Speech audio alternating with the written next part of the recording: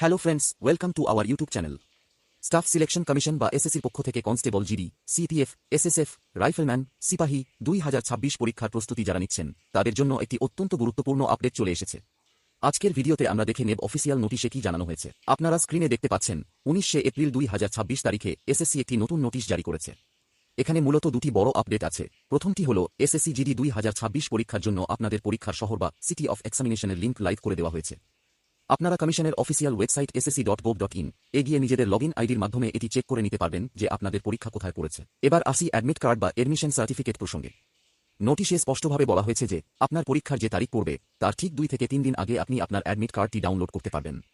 তার আগে শুধুমাত্র পরীক্ষার শহর এবং তারিখ জানা যাবে। তাই দেরি না করে এখনই ওয়েবসাইটে গিয়ে আপনার এক্সাম সিটি দেখে নিন।